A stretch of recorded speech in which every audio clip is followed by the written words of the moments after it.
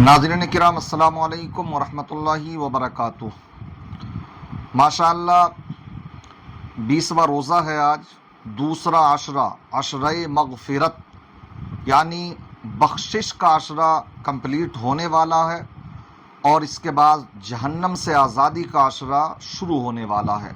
अल्लाह तबारक व तआला जो दोनों अशरे गुज़र चुके हैं इसकी हमारी जुमला इबादत को कबूल फरमाए। आप जानते हैं कि जब हमारे 2 अशरे मुकम्मल हो जाते हैं और सूरज गुरूब होने वाला होता है तो उसके बाद एतिकाफ़ किया जाता। मर्द हजरात के लिए मस्जिद में और ख़वातीन के लिए घरों में एतिकाफ़ करना ये सुन्नत मुअक्कदा है। बहरहाल इससे मुताल्लिक़ आज हम आपको मसाइल भी बयान करेंगे और साथ ही साथ एतिकाफ़ कहते किसको हैं और साथ ही साथ एतिकाफ़ कितनी तरह का होता है, इसके क्या क्या फ़ायदे हैं, कब से करना चाहिए, इसकी टाइमिंग क्या है। इंशाअल्लाह हमारे साथ जुड़े रहें, 5-6 मिनट का टाइम निकालें। इंशाअल्लाह ख़वातीन भी और मर्द हजरात भी इससे मुताल्लिक़ आप बहुत सी अच्छी मालूमात हासिल करेंगे।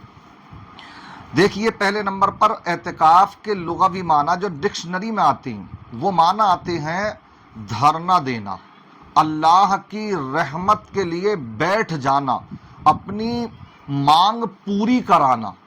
कोई परेशानी है तो मालिक मौला अब नहीं उठूंगा जब तक कि मालिक मौला तो मेरी ये मुराद पूरी नहीं फरमा देगा। कितने प्यारे माना। और एक तरह से एतिकाफ करने वाले की कंडीशन, कैफियत यही बतला रही होती है कि वाकई अब ये धरने पर बैठ चुका है। और धरना भी कहाँ, तुमने दुनिया के धरने तो देखे होंगे, मगर इस अंदाज में धरने हों कि खाने खुदा में आकर के इंसान दुनिया से बिल्कुल अलग होकर अपने घर वालों को छोड़ दिया, माँ बाप भाई बहनों को छोड़ दिया और सिर्फ अल्लाह की तरफ लो लगा दी, तो वो रहमतो बड़ा रहीम है। माह रमज़ान में अगर कोई उसको पुकारता है तो वो उसकी पुकार को सुनता है, और जो अपने आप को मस्जिद में 10 दिन के लिए वक्फ कर दे तो उसकी मुराद को क्यों नहीं सुनेगा। इसलिए इससे अंदाज़ा लगा सकते हैं। दूसरी बात, एतिकाफ़ की बहुत बड़ी फजीलत भी है। एतिकाफ़ की फजीलत में यूँ तो बहुत सी हदीस हैं, मगर इतना ही काफ़ी है समझने के लिए मफ़हूम हदीस बयान करूँगा ताकि वीडियो ज़्यादा लंबी ना हो जाए। मैं अल्फाज हदीस बयान नहीं करूँगा। प्यारे आका सल्लल्लाहु ताला अलैहि वसल्लम ने एक मरतबा रमज़ान में आप जंग में तशरीफ़ ले गए तो आपका ये एतिकाफ़ छूट गया जो आप आखिरी अशरे का एतिकाफ़ फरमाते थे। तो आका ने जब आने वाला रमज़ान आया तो आका ने 20 दिन का एतिकाफ़ फरमाया। सुभान अल्लाह, कोई कज़ा नहीं बल्कि एक तरह से उसका मुतबादिल के तौर पर आका ने 20 दिन का एतिकाफ़ फरमाया। इससे अंदाज़ा लगा सकते हैं कि कितनी बड़ी इसकी अहमियत है। दूसरे, आका इरशाद फरमाते हैं कि जो माह रमज़ान में आखिरी अशरे में एतिकाफ़ करता है तो अल्लाह तबारक व तआला उसको 2 उम्रों और 2 हज का सवाब अता फरमाता। सुभान अल्लाह। आप अंदाज़ा लगा सकते हैं एक ही हज कितने पैसों का बैठ रहे हैं आप, तकरीबन 4 से 5 लाख रुपए लग रहे हैं जो हमारे हिंदुस्तान में लग रहे हैं। और 2 हज करे अगर इंसान 2 साल लगेंगे और साथ साथ में 10 लाख रुपए भी होना चाहिए।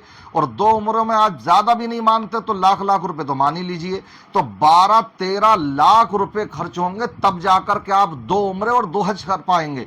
मगर अगर आपने आखिरी आशरे में मस्जिद में एतिकाफ कर लिया तो आपको ये सवाब अल्हम्दुलिल्लाह मिल जाएगा। तो ये कितनी बड़ी फजीलत की बात है। बाकी हदीस और भी हैं, बस मैं इतनी काफ़ी का समझता हूँ, समझने वाले के लिए यही काफ़ी है। दूसरे ये कि एतिकाफ़ की कई किस्में होती हैं, कई प्रकार का होता है एतिकाफ़, वो तेज़ी के साथ मैं बयान करता चलूँ। देखिए, एक एतिकाफ़ होता वाजिब, एक होता है सुन्नत मुअक्कदा अलल किफ़ाया, और तीसरा होता है नफलिया जिसको मुस्तहब भी कह देते हैं। वाजिब तो ये खुद ही अपने करने से होगा। आपने अपनी कोई मन्नत मानी कि मैं अगर शिफायाब हो जाऊं तो मालिक को मौला तेरी रज़ा के लिए मैं 2 दिन का एतिकाफ़ करूंगा, 4 दिन का एतिकाफ़ करूंगा, तो ये वाजिब हो गया। और सुन्नत मुअक्कदा अलल किफ़ाया, ये जो हम आखिरी अशरे में करते हैं तो ये सुन्नत मुअक्कदा है कि आका ने इसके ऊपर मुवाज़बत फरमाई है। और किफ़ाया इसलिए कि बस्ती में से एक मस्जिद है अगर एक इंसान भी कर ले तो सब बरी उस जिम्मा, और अगर एक भी ना करे तो सब के सब गुनाहगार होते हैं। ये मतलब हुआ किफ़ाया का, सुन्नत मुअक्कदा अलल किफ़ाया। और तीसरा होता है नफिल, या जिसको हम मुस्तहब भी कहते हैं। जब जब आपकी मस्जिद में एंट्री हो तो उस वक्त में आप नियत कर ले یہ ضروری نہیں ہے کہ آپ الفاظ نیت یوں بیان کریں نویت سنت الاعتکاف، نہیں، بلکہ دل میں بھی آپ نیت کر لیں داخل ہوتے وقت میں، تو آپ کا یہ اعتکاف شروع ہو گیا۔ اب جب تک آپ مسجد میں ہیں آپ معتکف ہیں، جیسے ہی مسجد سے نکلیں گے آپ کا اعتکاف ختم ہو جائے گا۔ نہ اس کے لیے روزے کی شرط، نہ کسی وقت کی شرط، اور نہ ہی اس کی ٹائم کی شرط، بلکہ جب داخل ہوں تب یہ اعتکاف کی نیت کر لیا کریں۔ جب تک مسجد میں رہیں گے عبادت کرتے رہے سبحان اللہ، اور اگر خاموش بھی بیٹھے رہے تو انشاءاللہ عبادت کا ثواب ملتا رہے گا۔ تو یہ تیسرا اعتکاف ہوتا ہے اعتکاف نفل یا اعتکاف مستحب۔ اب میں بیان کرتا ہوں اعتکاف کے تعلق سے کہ اس کے فائدے کیا ہیں۔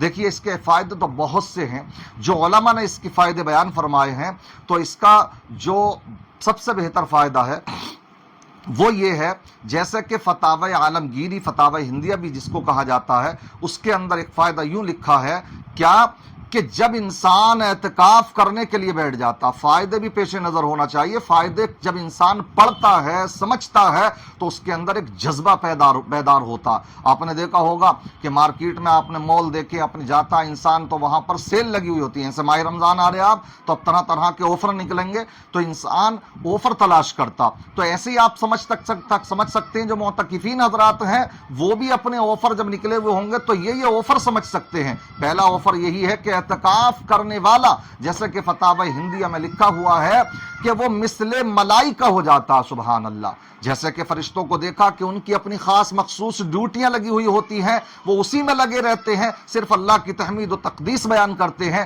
ویسے ہی جو اعتکاف کرنے والے ہوتے ہیں وہ بھی صرف عبادت میں مشغول ہو جاتے ہیں۔ دوسرا فائدہ، انسان جب مسجد میں ہوتا ہے تو جب تک مسجد میں رہیں گے عبادت کرتے رہے سبحان اللہ، اور اگر خاموش بھی بیٹھے رہے تو انشاءاللہ عبادت کا ثواب ملتا رہے گا۔ تو یہ تیسرا اعتکاف ہوتا ہے اعتکاف نفل یا اعتکاف مستحب۔ اب میں بیان کرتا ہوں اعتکاف کے تعلق سے کہ اس کے فائدے کیا ہیں۔ دیکھیے اس کے فائدے تو بہت سے ہیں، جو علماء نے اس کے فائدے بیان فرمائے ہیں، تو اس کا جو سب سے بہتر فائدہ ہے وہ یہ ہے، جیسے کہ فتاوی عالمگیری، فتاوی ہندیہ بھی جس کو کہا جاتا ہے، اس کے اندر ایک فائدہ یوں لکھا ہے کیا کہ جب انسان اعتکاف کرنے کے لیے بیٹھ جاتا، فائدے بھی پیش نظر ہونا چاہیے، فائدے جب انسان پڑھتا ہے سمجھتا ہے تو اس کے اندر ایک جذبہ بیدار ہوتا۔ آپ نے دیکھا ہوگا کہ مارکیٹ میں آپ نے مول دیکھے اپنے جاتا انسان تو وہاں پر سیل لگی ہوئی ہوتی ہے، جیسے ماہ رمضان آ رہے آپ تو اب طرح طرح کے آفر نکلیں گے تو انسان آفر تلاش کرتا۔ تو ایسے ہی آپ سمجھ سکتے ہیں جو معتکفین حضرات ہیں وہ بھی اپنے آفر جب نکلے ہوئے ہوں گے تو یہ آفر سمجھ سکتے ہیں۔ پہلا آفر یہی ہے کہ اعتکاف کرنے والا، جیسے کہ فتاوی ہندیہ میں لکھا ہوا ہے کہ وہ مثل ملائکہ ہو جاتا، سبحان اللہ۔ جیسے کہ فرشتوں کو دیکھا کہ ان کی اپنی خاص مخصوص ڈیوٹیاں لگی ہوئی ہوتی ہیں، وہ اسی میں لگے رہتے ہیں، صرف اللہ کی تحمید و تقدیس بیان کرتے ہیں، ویسے ہی جو اعتکاف کرنے والے ہوتے ہیں وہ بھی صرف عبادت میں مشغول ہو جاتے ہیں۔ دوسرا فائدہ، انسان جب مسجد میں ہوتا ہے تو پانچوں وقت کی باجماعت نماز بھی ادا کرتا رہتا ہے، اس لیے انسان کا دوسرا فائدہ یہ بھی ہوتا ہے۔ تیسرا فائدہ یہ ہوتا ہے کہ جب انسان اعتکاف کر رہا ہوتا، کہیں گلی کوچوں میں ہوتا، کہیں میٹنگ میں بیٹھتا، کہیں آفس میں بیٹھتا، کہیں کسی کی غیبت شروع ہو گئی، کہیں چغلی شروع ہو گئی، لیکن جب مسجد میں آ گیا تو وہ تمام برائیوں سے بچتا چلا جاتا، سبحان اللہ۔ اور چوتھا فائدہ اس کا ہوتا ہے کہ جب انسان اعتکاف کرنے بیٹھ جاتا، یوں تو شب قدر کو پوشیدہ رکھا گیا ہے، سال کی کسی بھی شب میں ہو سکتی ہے، لیکن جو مجاہدے کرنے والے ہیں، ریاضتیں کرنے والے ہیں، انہوں نے جو اس کو تلاش کیا ہے تو وہ انہوں نے ماہ رمضان کے آخری عشرے کی طاق راتوں میں تلاش کیا، تو اس کو جو پایا تو اسی راتوں میں پایا۔ اب آپ جب آخری عشرے کا اعتکاف کریں گے اور عبادتوں میں اپنے وقت کو جب گزاریں گے تو ہو سکتا ہے شب قدر بھی آپ کو نصیب ہو جائے، یہ اسی کی برکت ہوگی جب آپ اعتکاف کریں گے۔ پانچواں فائدہ جو مفتی احمد یار خان صاحب نے لکھا ہے وہ بڑا اہم ہے، وہ فائدہ آپ کے دل کو چھو جائے گی بات۔ وہ بیان فرماتے ہیں کہ دیکھیے پانچواں فائدہ یہ ہے کہ اب وہ مسجد میں ہے، اب اگر کہیں کوئی بیمار پڑتا وہ نہیں جا سکتا ہے، لیکن جب وہ اعتکاف نہیں کر رہا تھا تو بیماروں کی کیا ہے تیمارداری کے لیے بھی جاتا تھا۔ اب وہ ہے تو مسجد کے اندر، بہت سے دینی کام کرتا تھا جو مسجد میں ہونے کی وجہ سے وہ باہری دینی کام وہ نہیں کر پا رہا ہے۔ مفتی احمد یار خان صاحب لکھتے ہیں کہ جب اعتکاف کرنے والا اللہ کے گھر میں پہنچ گیا وہاں سے نکل نہیں سکتا ہے، تو اللہ تبارک و تعالیٰ فرشتوں کو حکم دیتا ہے، اے میرے فرشتوں تم اس کی سابقہ زندگی کو دیکھو، اور سابقہ زندگی میں یہ جو کچھ کرتا تھا، اگر نیکیاں کرتا تھا، اب یہ ہمارے گھر میں آیا ہوا ہے، اس لیے اب اس کی وہ نیکیاں جو کرتا تھا، کر اگرچہ نہیں رہا ہے، اب تو یہ ہمارے گھر میں ہے، تو وہ تمام نیکیاں اس کو لکھتے رہو، بیماروں کی اگر تیمارداری کرتا تھا اس کا ثواب بھی لکھتے رہو، اسی طریقے سے دیگر کام کرتا تھا تو وہ ثواب بھی لکھتے رہو۔ کتنا بڑا فائدہ ہے، کیوں اللہ فرماتا ہے؟ اس لیے کہ یہ اب ہمارے گھر میں آیا ہوا ہے، ہم کریم ہیں، تو اس لیے ہم اس کو محروم نہیں رکھیں گے۔ بہرحال فائدے اس کے علاوہ بھی ہیں، میں یہی کہوں گا ہماری خواتین سے ہو سکے وہ بھی اپنے اعتکاف کریں، مرد مسجد میں کریں گے، عورتیں گھروں میں کریں گی۔ عورتوں کے لیے یہ ہے کہ وہ گھر میں ایک مخصوص کمرہ یا ایک مخصوص جگہ مختص کر لیں اور اسی جگہ میں وہ اعتکاف کریں۔ یہ نہ ڈریں کہ کوئی مصلی پہ ہی بیٹھے رہنا 10 دن تک، نہ آپ جتنی جگہ مختص کر لیں پورے کمرے کی، تو آپ کو اتنے کمرے میں رہنا ہے اور اسی میں آپ کو رہنا، بلا ضرورت اس سے باہر آپ کو نہیں جانا۔ جو ضرورت ہوتی ہے جیسے کہ پیشاب پخانے کی ضرورت ہے، نہانے کی ضرورت ہے، اس کے لیے وہ جا سکتی ہیں۔ ایسے ہی جو مسجد میں ہے اعتکاف کرنے والے، تو وہ اگر مسجد کے اندر بیت الخلا وغیرہ ہے تو وہاں رہیں اور اس کے بعد میں پھر نہ جائیں مسجد سے باہر، ورنہ اعتکاف ٹوٹ جائے گا۔ اور اگر کوئی مسجد ایسی ہے کہ اس مسجد کے اندر بیت الخلا وغیرہ نہیں ہے، تو پھر وہ اس ضرورت کے لیے اپنی مسجد سے باہر استنجے وغیرہ کے لیے جا سکتے ہیں۔ اور بھی بہت سے مسائل ہیں، پوری ایک کلپ میں تمام مسائل بیان نہیں کیے جا سکتے ہیں، بس اتنا ہی بتانا مقصود ہے۔ اس کی فضیلت کو سمجھیں، اس کے فائدوں کو سمجھیں، جس سے ہو سکے تو وہ ضرور مرد حضرات میں سے مسجد میں کریں۔ یہ بھی نہ سمجھے کہ ایک ہی انسان مسجد میں اعتکاف کرے گا، ارے بھائی پوری جماعتیں کریں، 10 20 100 150 لوگ، ماشاءاللہ دعوت اسلامی میں یہ ماحول بھی دیا جاتا، ذہن بھی دیا جاتا، تو ماشاءاللہ بہت سے ایک مسجد میں 100 150 200 لوگ کرتے ہیں اور بڑا پرکیف منظر ہوتا ہے۔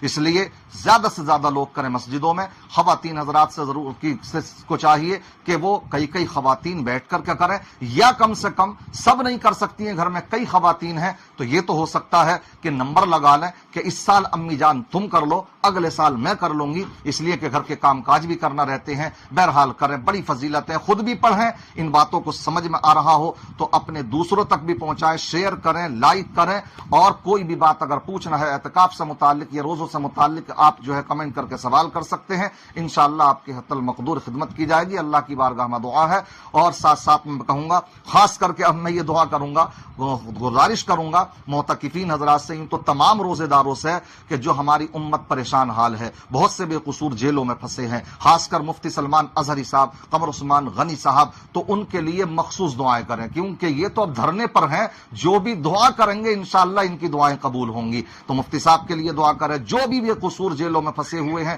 ان کے بھی لیے دعا کریں۔ ہلدانی میں بھی بڑے عجیب و غریب حالات ہیں، یہاں کے لیے بھی دعا فرمائیے۔ فلسطین کے غزہ کے مسلمانوں کے لیے دعا فرمائیے، اللہ تبارک و تعالی سب کی پریشانیوں کو دور فرمائے۔ جو بھی بے قصور مقدمہ بازیوں میں پھنسے ہوئے ہیں تو اللہ تبارک و تعالی ان کو بھی اس سے چھٹکارا نصیب فرمائے۔ مخصوص دعاؤں میں فقیر کو بھی یاد رکھیں، اللہ تعالی امت مرحومہ پر رحم و کرم فرمائے، اس عاشرہ مغفرت کے صدقے میں سب کی بخشش و نجات فرمائے۔ السلام علیکم ورحمۃ اللہ وبرکاتہ۔